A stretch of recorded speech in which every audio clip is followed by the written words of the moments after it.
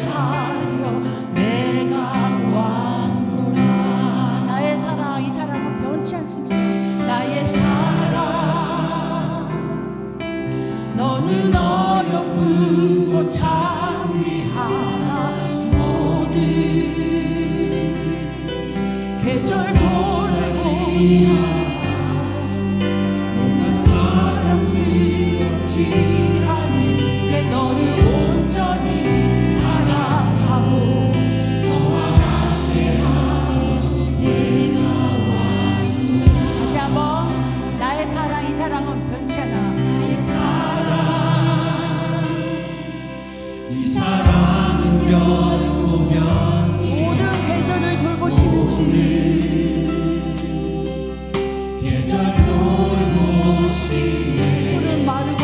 푸른 마르고 시들지만 주의 말씀은 시시해 실수가 없으신 주만 바라네. 주님의 나라와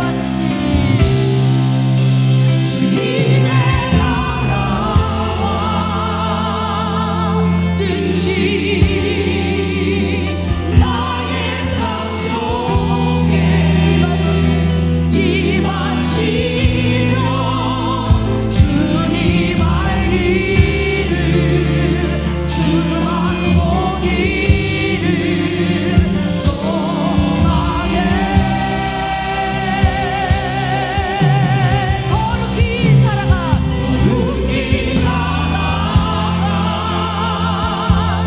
힘과 두려움없는 주신 나의 하나님 완전한 사랑 찬양해. 주님의 나라와 뜻이 삶 속에 이루어지길 원합니다. 주님의 나라와 뜻이 나의 삶 속에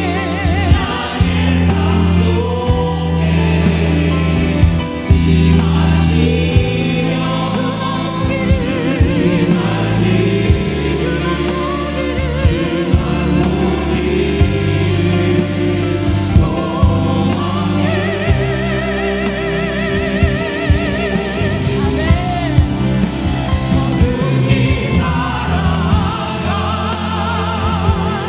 힘과 두려움없는 믿음 주소서.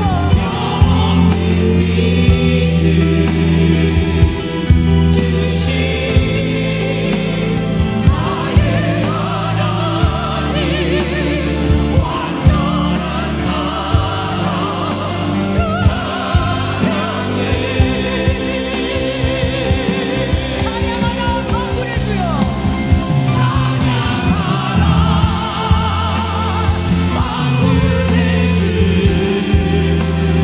영원히 함께하시네. 존귀하신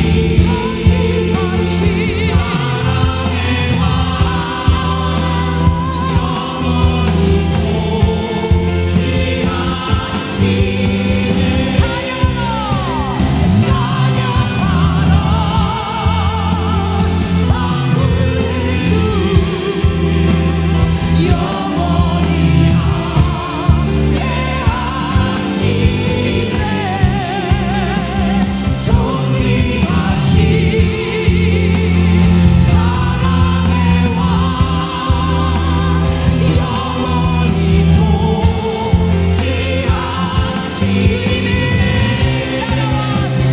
주님의 나라와 뜻이 나의 삶 속에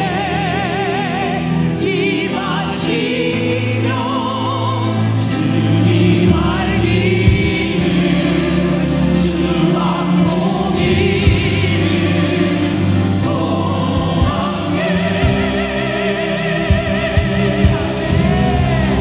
어떻게 살아가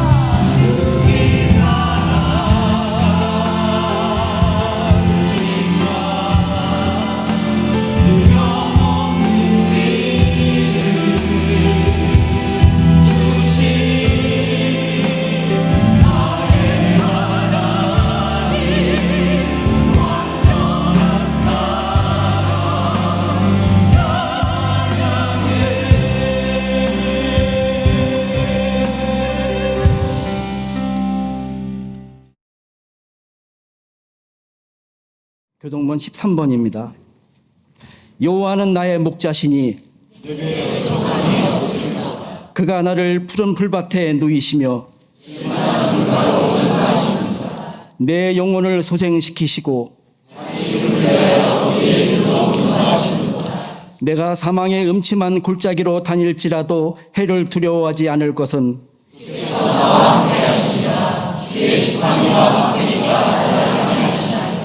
주께서 내 원수의 목전에서 내게 상을 차려주시고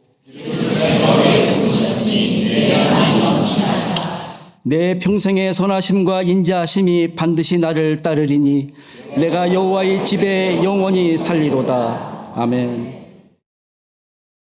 하나님이 우리를 사랑하시는 사랑을 우리가 알고 믿었노니 하나님은 사랑이시라. 사랑 안에 거하는 자는 하나님 안에 거하고 하나님도 그의 안에 거하시느니라. 아멘. 지금도 역사하셔서 변함없이 우리를 사랑하여 주시는 주님, 지난 한 주간도 저희를 보호하여 주시고 이 예배의 자리에 나올 수 있게 인도하여 주심을 감사드립니다. 저희가 혼자인 것 같았던 그 시간에도 함께 동행하여 주시고 같이 한 주를 살아주신 주님의 크신 은혜에 감사드리며 영광과 찬양을 올려드립니다. 지난 한 주간을 돌아봅니다. 주님께 모든 것을 내어 맡기고 주님께서 인도하시는 대로 주님이 하라 명하신 대로 순종하고 감사하며 살아야 하는데 어느 순간 제 힘으로 제 방식대로 살아가며 잘 사는 양 감사를 잊고 살았습니다. 우리 삶에 일어나는 모든 것은 주님께서 주시는 귀한 것임을 알면서도 자꾸 잊어버리고 내 생각에 감사할 것만 감사하고 실패, 좌절, 질병 등 힘든 것에는 불평하고 감사하지 못했습니다. 또한 주위를 돌아보며 사랑을 나누고 기다려주고 도움이 필요한 곳에 손 내밀며 그리스도인의 삶을 살아야 하는데 세상적으로 실리를 따져가며 넉넉지 못한 마음으로 살았습니다. 주님, 저의 이 어리석고 믿음 없는 부족한 모습들을 진심으로 회개하오니 자비를 베푸시고 용서하여 주시옵소서. 오늘 이 예배를 통하여 죄를 깨닫고 주의 자녀다움은 무엇인지, 무엇으로 즐거워하고 무엇 때문에 살아야 하는지 깨달아 우리 안에 거하시는 성령님을 붙잡고 다음 한 주간은 같은 죄를 짓지 않고 승리하는 삶을 살도록 인도하여 주시옵소서. 혹 이 시간 저희가 아뢰지 못한 죄가 있으면 말씀으로 생각나게 하시고 보게 하셔서 진심으로 회개하고 결단하며 주님의 자녀다운 새 옷을 입고 나아가도록 은혜 내려 주시옵소서. 사랑과 은혜가 충만하신 주님, 주님의 계획하심 아래 이 땅에 세우신 우리 한인장로교회를 위해 기도합니다. 많은 새 가족들을 보내주시고 힘들었던 순간들을 주님의 은혜로 기도하며 잘 지나게 하셔서 어린아이부터 장년까지 모두가 모여 예배를 드리고 친교를 나누며 헌신하며 섬기는 기쁨을 주시니 감사를 드립니다. 이제는 우리가 더 사랑으로 하나가 되어 주님의 마음으로 서로의 허물을 덮어주고 서로를 살피고 돕고 세워가며 주님의 몸된 교회를 더 잘 섬기는 성숙한 교회로 인도하여 주시옵소서. 교육관을 건립하는 중에 있습니다. 사람의 생각과 계획으로 비추어 보면 많이 더디겠지만 이 모든 상황은 주님의 섭리 안에 있음을 굳게 믿습니다.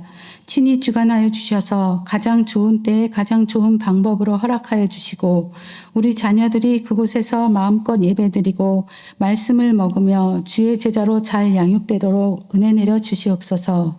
7월에는 인도네시아 단기 선교를 준비하고 있습니다. 먼저 한 마음으로 선교 바자회를 준비하고 기쁨으로 거두게 하심에 감사를 드립니다.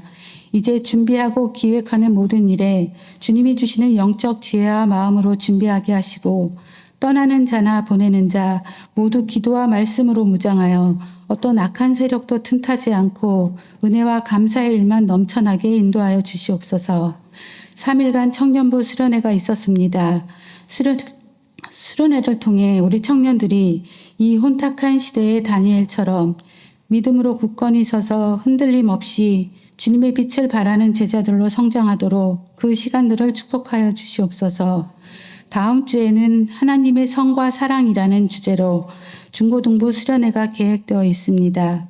모든 일정에 주님이 함께하여 주시고 말씀 가운데 주님의 질서와 사랑을 온전히 깨달아 믿음의 자녀로 결단하는 귀한 시간 되도록 축복하여 주시옵소서.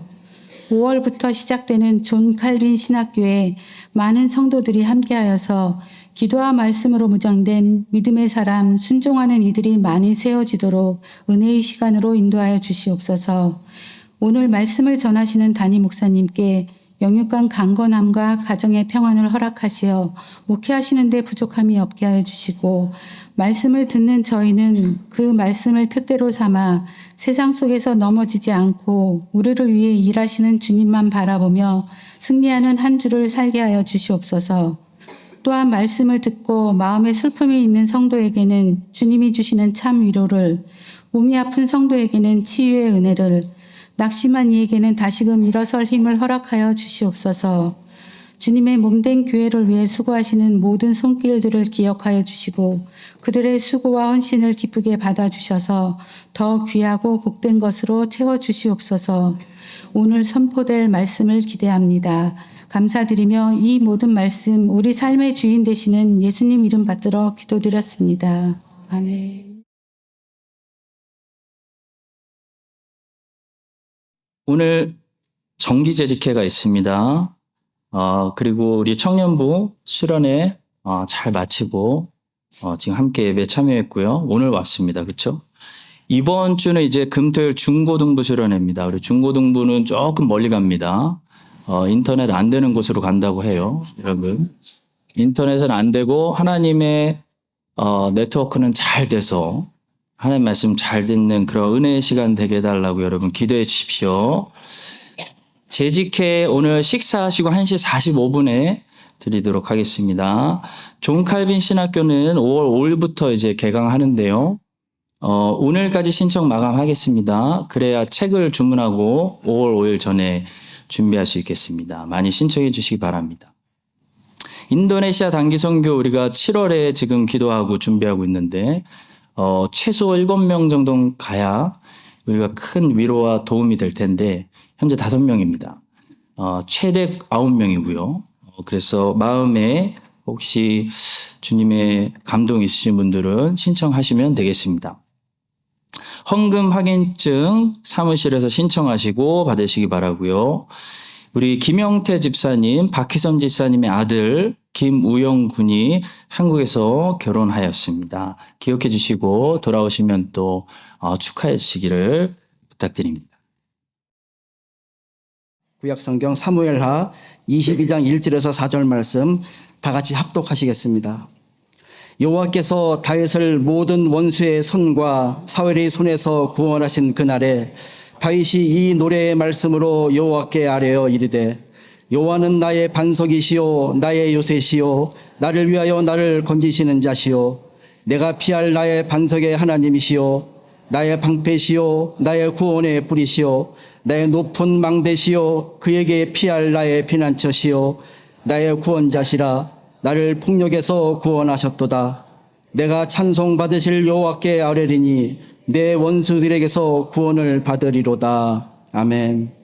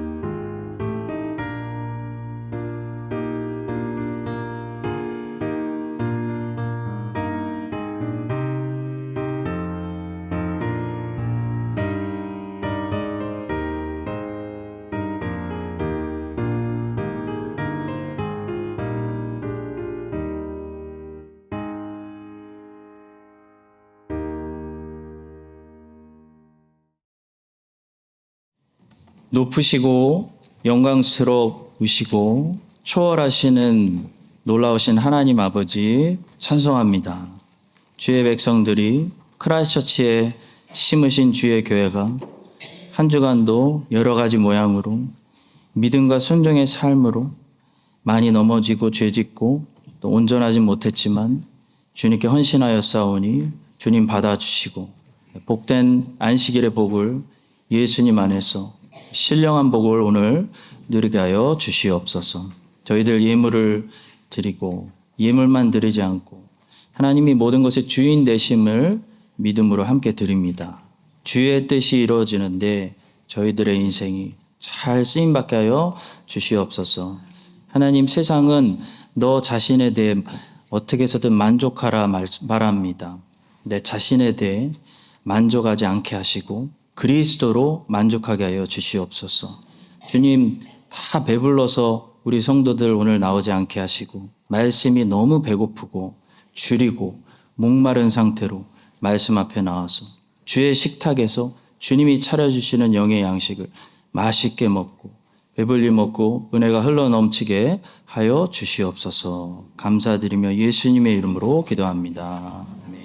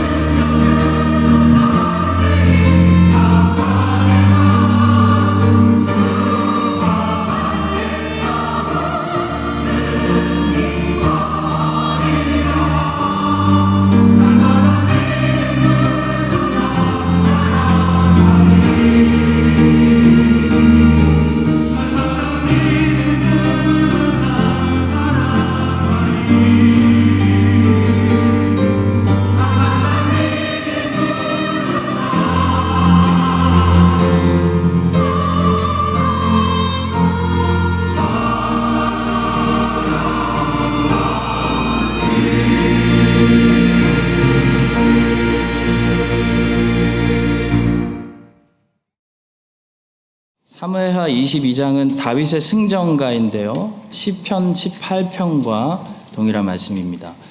이제 사무엘하가 이제 점점 마무리되면서 다윗의 이야기도 끝을 향해 가고 있습니다. 여러분들 이제 지난 약 2년간 함께 했던 이 다윗하고 작별할 준비하셔야 될 것 같습니다. 다윗하고 헤어지고 나면 우리는 다윗의 길을 따랐던 왕들과 다윗의 길을 따르지 않았던 왕들의 이야기들로 들어가겠습니다. 자, 다윗과 관련된 이야기 이제 3개 남았는데요. 하나는 오늘 22장에서 다윗이 하나님께 말씀드리는 다윗의 노래이고요. 하나는 23장에 기록된 다윗이 이스라엘 백성들에게 마지막으로 남기는 연설이고요. 마지막 24장은 다윗의 인구조사 사건입니다. 자, 다윗은 22장에서 먼저 마지막으로 하나님께 말씀드리고 23장에서 마지막으로 백성들에게 말했습니다. 오늘 22장입니다. 다윗은 과연 마지막으로 하나님께 무엇라고 고백했을까? 어떤 말을 남겼을까요? 여러분이 마지막으로 이 땅에서 하나님께 기도드린다면 여러분 이 땅에서 마지막으로 하나님께 뭐라고 기도하고 말씀드릴 것 같습니까? 본문을 통해 3가지 살펴보겠습니다. 첫 번째로 다윗은 마지막으로 하나님께 드리는 고백 속에서 나의라는 말을 가장 많이 사용했습니다. 오늘 우리 1절부터 4절까지만 읽었는데요. 그 안에서만 나의, 나를 같은 나와 관련된 단어가 14번이나 등장해요. 여러분, 그냥 아들이란 단어하고 내 아들이란 단어는 가리키는 의미 자체가 다르죠. 하나님도 그렇습니다. 그냥 하나님 하고요. 나의 하나님, 이거는 무게가 다른 거죠. 가리키는 의미 자체가 다릅니다. 근데 얼마나 많은 사람들이 그냥 하나님을 예배하는지 모릅니다. 그러나 그것은 예배가 아닙니다. 누구든지 다윗처럼 나의 하나님을 예배하지 않는 것은 예배 자리에 앉아 있는 거지 예배를 드리고 있는 것가 아니에요. 오늘 우리가 나의 하나님 찬양을 불렀잖아요. 2번째로 부른 찬양 제목이 나의 하나님이에요. 자, 본문의 다윗은 다윗의 하나님, 나의 하나님께 말씀드리고 찬양하고 기도하고 예배드리고 있습니다. 여러분과 저도 나의 하나님께 오늘 영과 진리로 예배드릴 수 있길 바랍니다. 자, 그렇다면 무엇이 하나님과 나의 하나님으로 구별시킬까요? 어떻게 하면 그냥 하나님이 아니라 나의 하나님을 예배할 수 있을까요? 바로 일반 계시와 특별 계시가 그냥 하나님과 나의 하나님을 구별시킵니다. 자, 일반 계시는 왜 일반적이라고 부르냐면 일단 그 내용이 일반적이기도 하지만 일반 계시는 일반적으로 모든 사람들에게 나타난 계시이기 때문에 일반 계시라고 부릅니다. 일반 계시를 통해서 우리는 하나님의 존재를 알 수 있습니다.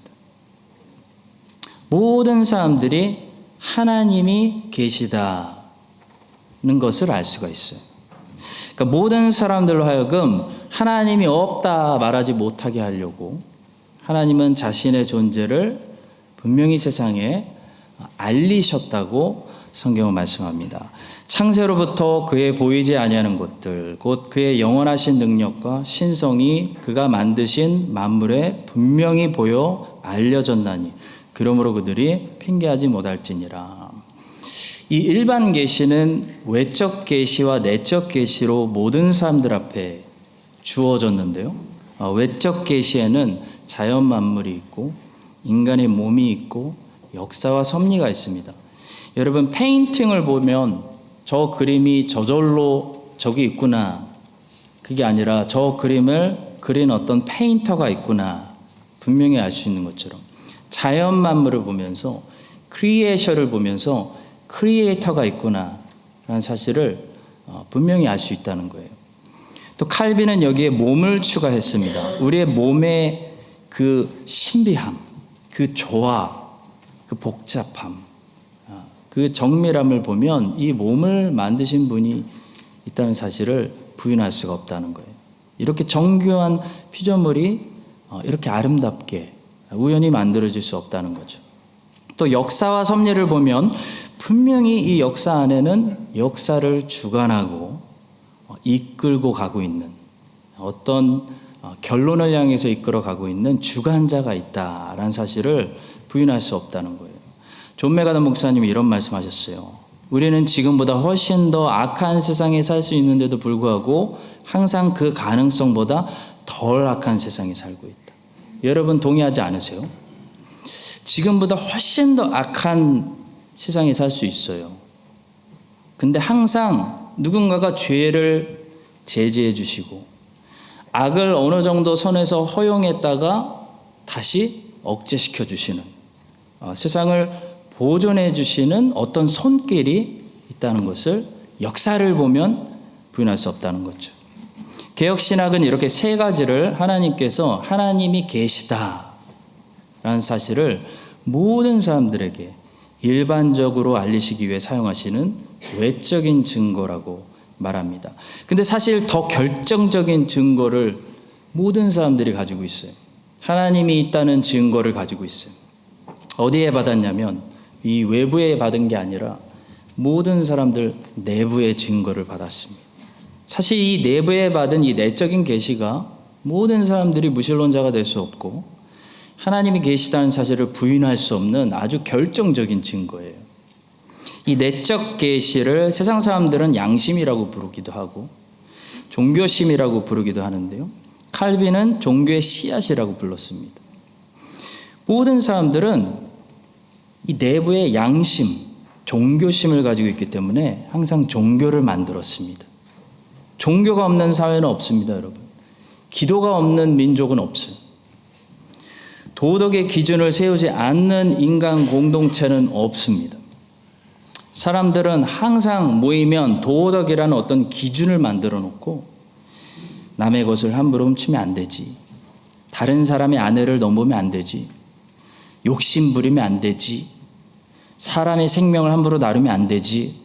이런 법을 만들거나 옳고 그름이라는 자꾸 판단의 기준을 세우려고 했어요. 그리고 거기에 따라 상과 벌을 받는 것이 정의라고 생각했어요. Justice. 사람 안에 만약에 양심이 없고 종교심이 없다면 사람들은 무법천지로 살아도 괜찮았을 것이고 정의라는 단어를 이야기하지 않았을 거예요. 근데 그런 사회는 없습니다. 아무리 미개한 원주민들 사회 안에도 정의가 있어요. 정의. 소위 룰이라는 것이 존재해요. C.S. 루이스는 말합니다. 사람들은 이런 식으로 말합니다. 내 오렌지도 좀 줬으니까 내 것도 좀 줘야지. 이렇게 말하는 사람은 상대방도 당연히 알고 있으리라고 기대되는 보이지 않지만 분명히 존재하는 어떤 행동 기준에 호소합니다. 모세율법을 들어보지도 못한 저 멀리 이방인들도 자기도 모르는 사이에 제5계명부터 10계명까지 지키려고 노력하는 모습을 우리가 흔히 민족마다 나라마다 보게 된다는 거예요. 지키지 못하더라도 적어도 그것이 옳다고 인정하거나 그거와 비슷한 법을 지향하려고 하는 모든 모습을 모든 나라에게서 찾을 수가 있어요. 거짓말이 좋다고 정의한 민족은 세상에 한 번도 없었어요. 여러분, 우리 민족도 그래요. 우리 민족은 모세율법을 들어보지도 못한 민족인데 옛날부터 제5계명 내 부모를 공경하라. 부모를 공경해야지 라는 말씀을 얼마나 잘 지켰습니까? 물론 하나님을 향한 계명 1계명부터 4계명은 일반 계시만 받아서는 절대로 알 수가 없습니다. 근데 사람들을 향한 계명 5계명부터 10계명은 일반 계시를 받은 사람들이라면 사람 안의 양심과 종교심이란 내적 증거가 고발하기 때문에 이 계명들을 지키려고 하고 지켜야 한다는 것을 모든 사람들이 알고 있다는 거예요. 어떤 도덕 기준을 가지고 있다는 거예요. 이것이 일반 계시입니다. 로마서는 이 내적 증거를 이렇게 이야기합니다. 율법 없는 이방인이 본성으로 율법의 일을 행할 때에는 이 사람은 율법이 없어도 자기가 자기에게 율법이 되나니, 이런 이들은 그 양심이 증거가 되어 그 생각들이 서로 혹은 고발하며 혹은 변명하여 그 마음에 새긴 율법의 행위를 나타내느니라. 모든 사람들이 가지고 있는 저 본성, 양심, 마음에 새긴 율법, 이 도덕 기준, 종교심, 이것이 일반 계시입니다. 일반 계시는 모든 사람들에게 증거되었어요. 원숭이에게는 없어요. 근데 사람에게는 다 주셨어요. 그러나 이 일반 계시만으로는 하나님이 있다, 하나님이 계시다는 사실만 알 수 있지 그 하나님이 누구신지는 몰라요. 그래서 종교심을 가진 모든 사람들이 미신에 빠지거나 우상 숭배에 빠지는 겁니다. 기도를 하기는 해야겠는데 잘못된 존재에게 잘못된 방법으로 제사를 드리고 기도하는 거예요. 그게 인간의 역사입니다. 그래서 하나님이 그냥 하나님이 아니라 나의 하나님이 되려면 무엇이 필요하냐면 특별 계시를 받아야 돼요. 이 특별 계시를 받아야 다윗처럼 하나님을 나의 하나님으로 고백할 수가 있어요. 이 특별 계시에도 외적 계시가 있고 내적 계시가 있는데요. 외적 계시는 성경과 그 성경을 풀어서 설명하는 복음 전도자의 설교를 듣는 거예요. 여러분, 이 외적 계시도 아무나 받는 거 아니에요. 인도네시아 가보면 99%가 무슬림이고 세계에서 인구가 4위 정도 돼요. 그중에 발리 섬에 가면 99%가 힌두인데 그 중에서 아무나 평생 한 번이라도 성경을 읽을 수 있는 기회를 얻는 거 아니고요. 아무나 하나님이 보내주시는 복음 전도자를 만날 수 있는 은혜를 얻는 거 아니에요. 우리는 랜덤으로 다니지만 하나님께서 은혜를 주시기로 작정하신 자들에게 복음 전도자가 항상 가는 거예요. 그래서 여러분이 만약에 성경을 항상 읽을 수 있는 기회를 인생에 가지고 있고 그 성경을 설명해 주는 복음 전도자의 설교를 들을 수 있는 자리에 내가 항상 앉아 있다면 여러분은 진짜 특별한 은혜를 받은 사람들입니다. 여러분, 하나님께 감사하십시오. 자, 그러나 그 특별한 은혜를 받은 사람들 중에서도 내적으로 특별 계시를 받아야 하나님이 나의 하나님이 될 수가 있어요. 그것은 바로 성령 하나님께서 외적으로 이렇게 그리스도의 말씀이 선포될 때 성령이 예수 그리스도를 심령에 지금 조명해 주시는, 보여주시는, 나타내 주시는 그 내적인 성령의 사역이 있어야 되는 거예요. 저는 이 성령의 사역을 위해서 일주일 내내 기도하는 거예요. 그리고 지금은 제가 제 기도에 응답받는 시간인 거예요. 저는 외적으로만 가르치지만, 티칭하지만 성령께서는 지금 내적으로 티칭하고 계시는 거예요. 성령께서 모든 자들에게 티칭해 주시기를 예수 그리스도의 이름으로 축원합니다. 근데 이게 모든 자들이 받는 게 아니에요. 이 특별한 은혜를 받은 사람들만이, 지금 받고 계시는 분들만이 하나님을 나의 하나님으로 찬송할 수가 있어요. 다윗처럼 예배할 수가 있는 거예요. 무디 신학교 학장이었던 조지 스위팅이라는 분이 이런 말을 했어요. 하나님에게는 손자가 없다. 이 기가 막힌 말이에요, 여러분. 누구든지 하나님을 할아버지로 부를 수 있는 허락을 받은 영혼은 없다는 거예요. 하나님 할아버지 이렇게 못한다는 거예요. 우리 아빠가 선교사여서, 내 아빠가 목사여서 하나님을 잘 섬겼어요. 우리 아빠가 하나님을 평생 아버지라고 불렀다고 해서 그 아빠의 하나님이 나에게 할아버지 하나님이 되는 것은 아니라는 거예요. 우리 아빠가 평생 아버지로 섬겼던 그 하나님이 나에게도 내 아버지 하나님이 되셔야 한다는 거죠. 나의 하나님이 돼야 된다는 거예요. 성도 여러분, 우리가 오늘 영과 진리로 예배드려야 하는 하나님은 누굴까요? 나의 하나님. 그냥 하나님이 아니라 그건 예외가 아니에요. 이미 아니에요. 할아버지 하나님, 목사님이 하나님 이게 아니고요. 모든 사람들이 종교심을 통해 지향하고 있는 그 어떤 신, 그 하나님이 아니고요. 말씀이 계시하신 하나님, 성령께서 조명하여 주신 하나님, 그 나의 하나님을 영과 진리로 예배하시기를 예수님의 이름으로 축원합니다. 자, 두 번째로 다윗의 노래의 핵심 주제는 구원이었습니다.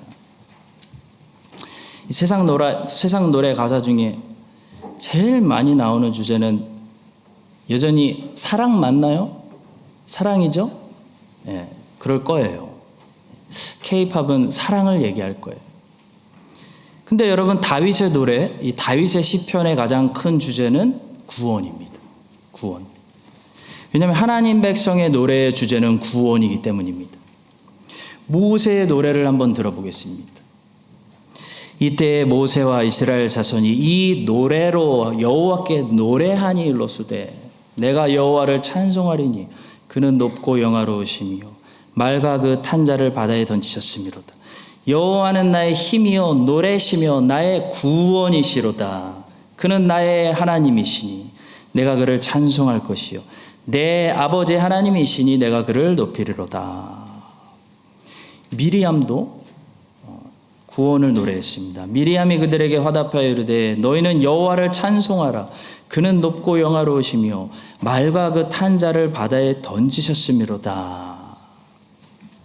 한나의 노래입니다. 한나가 기도하여 이르되 내 마음이 여호와로 말미암아 즐거워하며 내 뿔이 여호와로 말미암아 높아졌으며 내 입이 내 원수들을 향해서 크게 열렸으니 이는 내가 주의 구원으로 말미암아 기뻐함이니이다. 아니 아기 난 여자가 아이고 예쁜 아기 주셔서 감사합니다 이런 노래를 부르면 되죠. 하나는 뭐 아기 낳아놓고 무슨 노래를 하고 있어요? 구원에 대해서 노래하고 있어요. 원수에 대해서 노래하고 있어요. 구약 성경에 기록된 이 구약의 모든 노래들은요, 구세주 예수 그리스도가 탄생하시면서 마리아의 노래로 모아져 가지고 그 클라이맥스를 올라갑니다. 그러니까 모세가 1절 부르고 한나가 2절 불렀다면 마리아가 후렴 부르는 거예요. 마리아가 이르되 내 영혼이 주를 찬양하며 내 마음이 하나님 내 세이비어 구주를 기뻐하였음은 그의 여정의 비천함을 도보셨음이라. 보라 이제후로는 만세 나를 복이 있다 알거리로다. 여러분 이 노래라는 게 솔로 부분이 있고 다 같이 부르는, 오늘 우리 청년들만 부르니까 감동이 와가지고 울었어. 다 같이 부르는 그런 부분이라는 게 있는 거잖아요. 마리아가 이제 이렇게 솔로를 했잖아요. 이제는 구원받은 이 하나님 백성 전체가 그 바톤을 받아가지고 그 합창 부분이 있어요. 그 구원의 노래를 다 같이 불러야 된다고 요한계시록 7장 9절과 10절이 이런 말씀을 합니다. 이후에 내가 보니 각 나라와 족속과 백성과 방언에서 아무도 능히 셀 수 없는 큰 무리가 나와 흰 옷을 입고 손에 종려가지를 들고 보좌 앞 어린 양 앞에 서서 큰 소리로 외쳐 이르되 구원하심이 보좌에 앉으신 우리 하나님과 어린 양에게 있도다. 노래하고 있는 겁니다.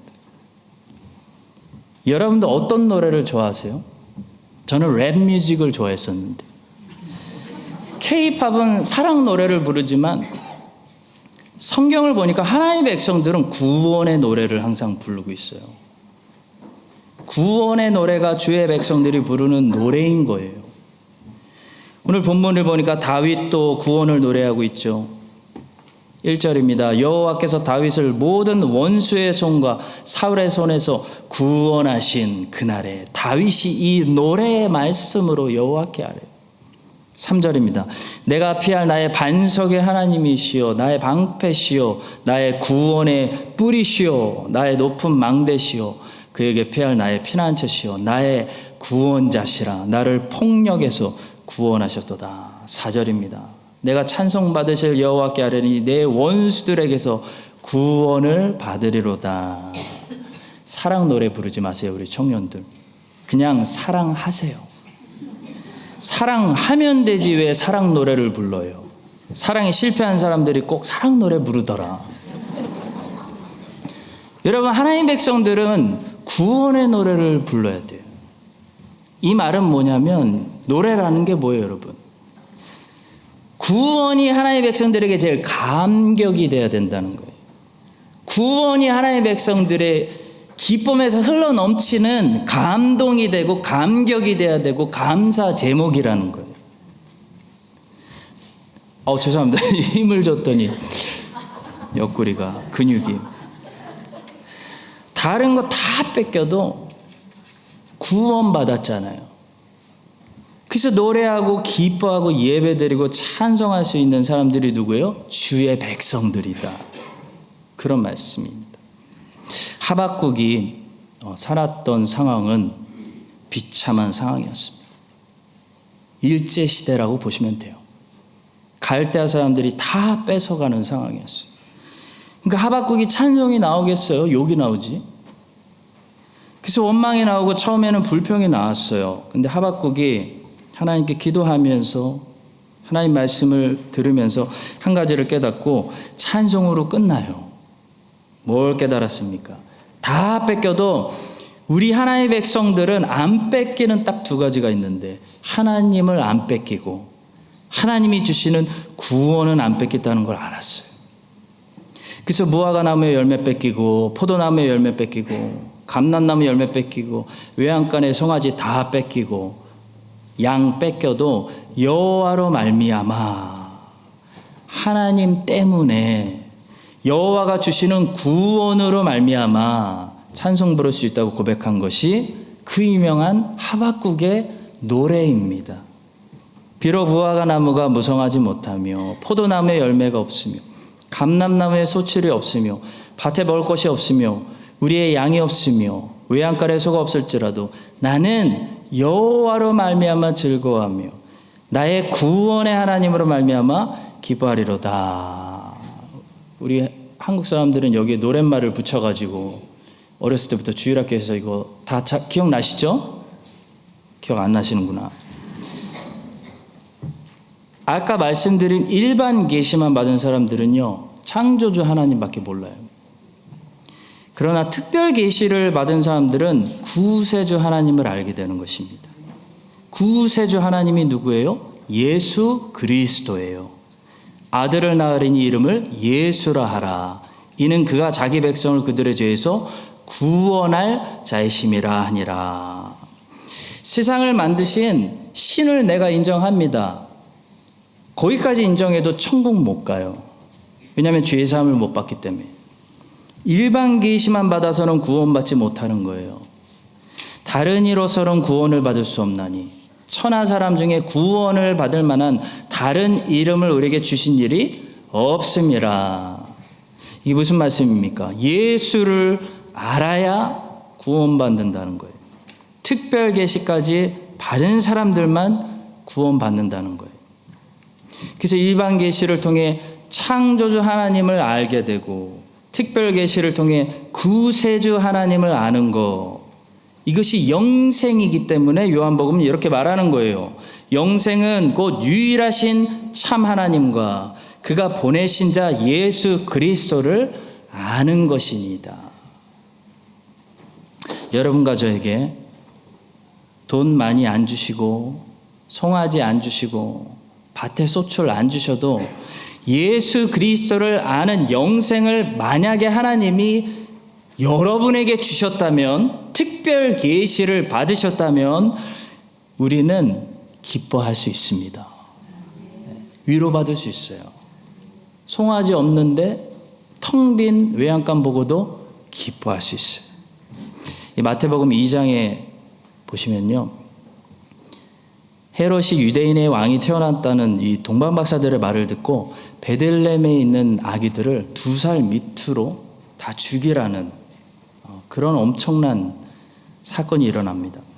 그때 하루아침에 지옥으로 변한 이 베들레헴에 있는 어머니들의 그 슬픔을 표현하는데, 마태는 뭐라고 기록했냐면 이 슬픔이 선지자 예레미야를 통해서 이미 미리 예언되었다라고 기록했어요. 마태복음 2장 17절과 18절입니다.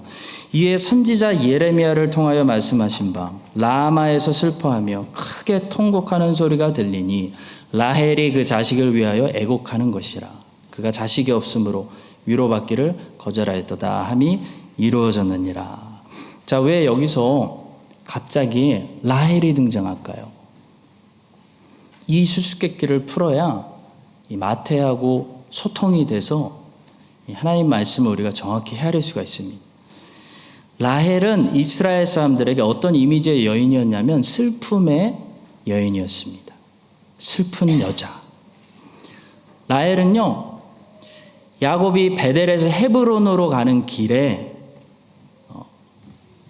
진통이 와가지고 에브라시라는 곳에 이르렀을 때 거기서 둘째 아들을 출산하다가 죽었어요.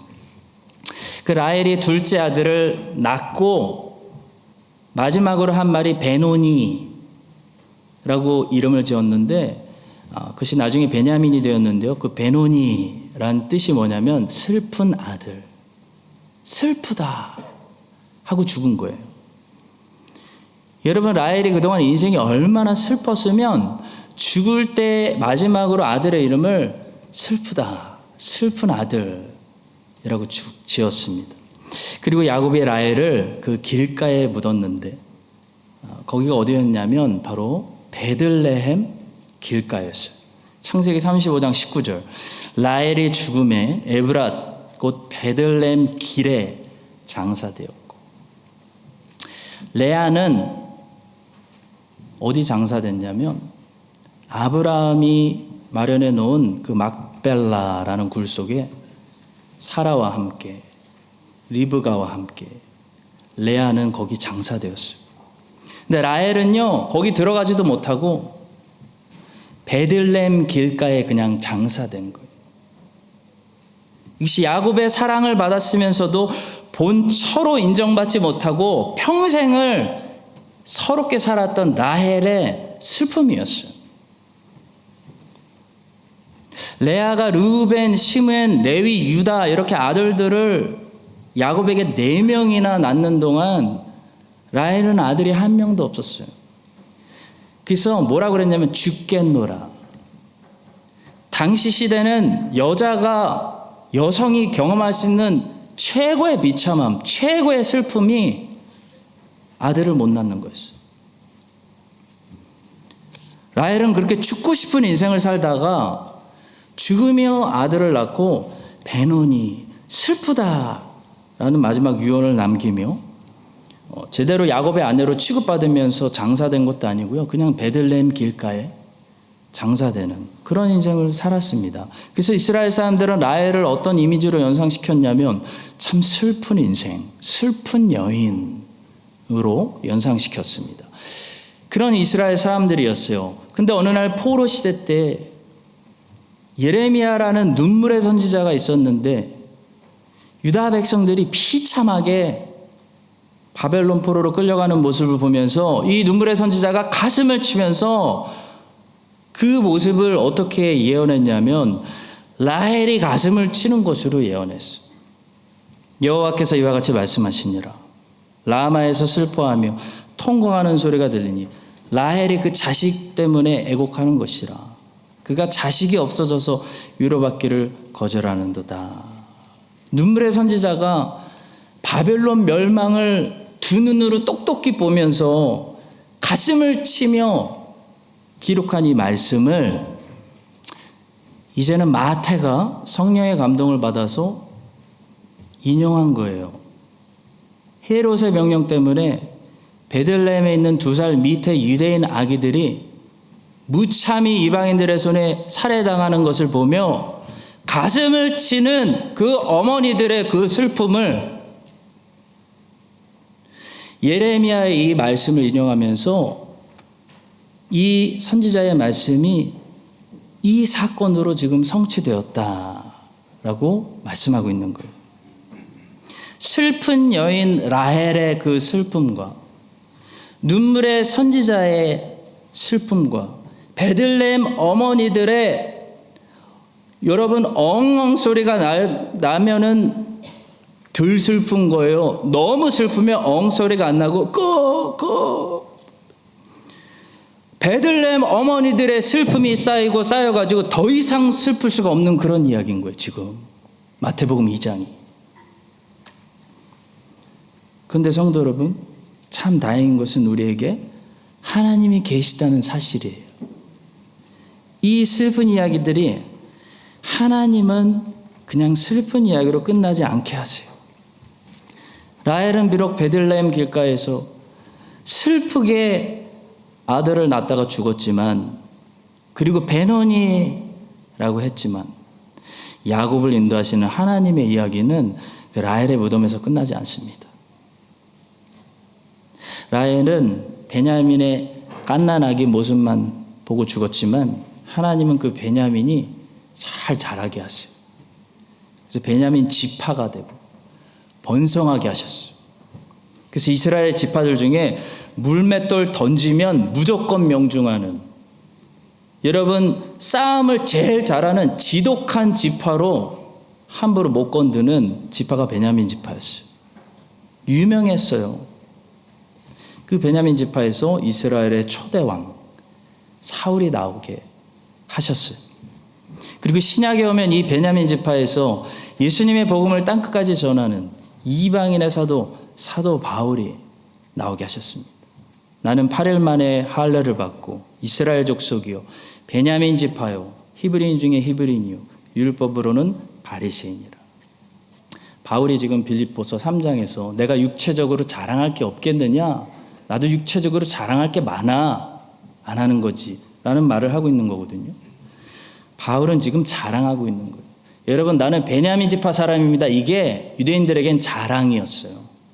자랑할 만한 거리였어요. 성도 여러분, 라헬은 베냐민을 낳고 슬프다. 그 베들레헴 길가에서 죽었지만 라헬은 인생을 실패한 것이 아닙니다. 베냐민 지파에서 사도 바울이 나오고 베들레헴에서 그리스도가 나셨기 때문입니다. 라헬의 무덤은 비참한 곳이 아니었어요. 그리스도가 베들레헴에서 나셨어요. 막벨라굴 거기 안 부러워해도 돼요. 예레미야는 바벨론 포로로 잡혀가는 사람들을 보면서 가슴을 치며 예레미야 애가를 노래하는 눈물의 선지자가 되었지만, 예레미야의 예언은 거기서 끝나지 않습니다. 예레미야에게 주신 예언은 포로에서 다시 돌아오고 이 민족이 다시 회복해서 그리스도가 이 민족을 통해 오실 것까지 예언되었습니다. 마태는 비록 헤롯의 끔찍한 명령이 떨어지는 그날 베들레헴은 지옥으로 변했고, 베들레헴의 어머니들은 더 소리가 나오지 않을 정도로 목을 메우는 슬픔의 어머니들이 되었다고 기록했지만, 마태의 기록은 거기서 끝나지 않아요.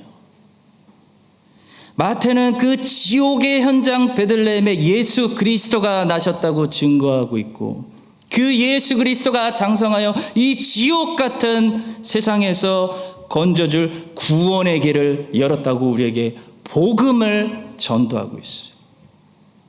성도 여러분, 인생을 살다 보면 라헬의 슬픔, 예레미야의 눈물, 베들레헴 어머니들의 원통함을 우리도 어느 정도 당해야 될 때가 있습니다. 그러나 기억하십시오. 청년들 기억하세요. 앞으로 많이 울어야 돼요. 하나님의 이야기는 거기서 끝나지 않아요. 하나님은 우리가 모든 것을 다 빼앗긴다 하더라도 하나님은 빼앗기지 않게 하세요. 구원은 사탄이 건들지 못하게 하세요. 그래서 하나님은 슬픔 중에도 우리의 소망이 되시고 노래가 되시는 것입니다. 그게 오늘 시편 말씀이에요. 인생의 슬픔 중에도 우리의 구원의 뿌리 되시고 소망이신 그 예수 그리스도로 말미암아 오늘 다윗처럼 우리 이따가 다시 한번 찬양 부를 건데, 구원의 기쁨으로 노래하고 구원 주심으로 인하여 영과 진리로 오늘도 우리가 예배 드릴 수 있는 그런 여러분과 저의 인생 되시기를 주님의 이름으로 축원합니다. 마지막 세 번째로 짧게 말씀드리면, 다윗은 끝으로 감사했다는 것입니다. 다윗의 노래는 보니까 감사함으로 끝납니다. 이것이 다윗이 하나님께 마지막으로 드리고 싶은 말씀이에요. 50절입니다. 이러므로 여호와여 내가 모든 민족 중에서 주께 감사하며 주의 이름을 찬양하리이다. 이찬수 목사님이 감사라는 책에서 이렇게 말하시더라고. 감사에는 문이 있어서 감사하면 문이 열리고 길이 열립니다. 좀 그 말투를 따라해보고 싶었어요. 길이 열립니다. 감사라는 것은 여러분 분명히 감사가 뭐죠? 감사라는 것은 무엇을 바라고 하는 행위가 아니죠. 이미 무엇을 받았기 때문에 하는 게 진정한 감사잖아요. 근데 신기하게 감사하면 받게 되는 게 너무나 많아요. 그것이 감사의 능력입니다. 누가복음 17장에 보니까요. 나병 환자 10명이 나오는데 예수님께서 이 10명을 다 고쳐주셨어요.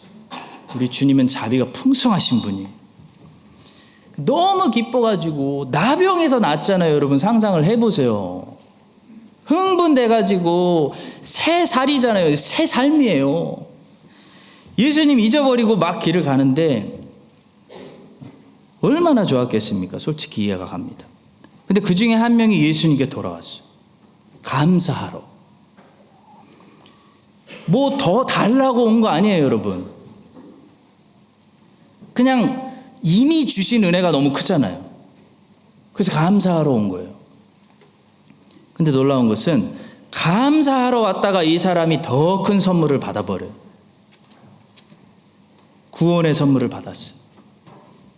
예수 그리스도, 이분이 하나님의 아들이고 그리스도라는 그 아는 지식, 그 영생, 그 믿음을 선물로 받았어요. 이것이 감사의 놀라운 축복입니다. 사랑하는 성도 여러분, 감사에는 문이 있는 것 같아요, 진짜. 그래서 문이 있어서 감사하면 문이 열리고 새로운 길이 그때부터 열립니다. 감사하면 하나님이 반드시 그 다음 감사할 것을 또 보여주시는 거예요. 근데 감사해야 그게 보이기 시작해요. 이걸 반대로 얘기하면 왜 더 많이 감사할 제목들이 생기지 않냐면 이미 주신 것들을 감사하지 않아서 그래요. 왜 다음 문으로 우리는 빨리 들어가지 못하냐면 지금 이 문에서 여기서 감사하지 않고 원망해서 그래요. 항상 지금 이 문은 감사할 때 우리에게 열리는 것입니다. 열려라 참게 한다고 열리는 게 아니고요. 열려라 감사 할 때 열리는 거예요, 여러분. 따라해 볼까요? 열려라 감사. 네. 새로운 인생, 새로운 문이 열리는 거예요, 여러분. 더 많이 새로운 감사할 것들이 막 열리는 거예요. 지금 나에게 주신 모든 것들이 여러분 사실 선물이에요. 엄청난 은혜를 우린 누리고 있어요. 그걸 감사할 수 있는 내 영혼의 준비가 될 때 인생은 더 놀라운 지경으로 문이 열리는 것입니다. 다윗은 한마디로 감사하고 있습니다. 예배는 감사하는 것입니다. 모든 것이 하나님의 은혜이고 선물이고 보너스입니다. 여러분과 제가 이 사실을 마지막으로 기억하고 모든 것을 하나님께 복되신 주일날 감사함으로 영광 돌리시는 다윗과 같은 예배자들 한 주간도 살아가시기를 예수님의 이름으로 간절히 축원합니다. 하나님 감사합니다. 모든 것이 하나님이 주신 과분한 은혜이고 선물입니다. 인생이 아무리 슬퍼도 하나님이 위로가 되어주시고 구원의 가장 중요한 선물을 주셨사오니 구원의 노래를 부르며 항상 그 이상의 것들은 다 보너스이오니 감사하며 이제는 다윗의 하나님이 아니라 나의 하나님을 나도 노래하는 그런 새로운 한 주가 열리게 하여 주시옵소서. 예수님의 이름으로 기도합니다. 아멘. 지금은 감사하신 예수 그리스도의 은혜와 감사하신 하나님 아버지의 사랑과 감사하신 우리 성령 하나님의 교통하심이 나의 하나님께 구원의 노래를 부르며 이 땅의 슬픔들을 감사로 견뎌내기를 또 다짐하는 구원의 노래를 부르는 주의 백성들 위에 이제부터 영원까지 함께 하시기를 간절히 축원합니다. 아멘.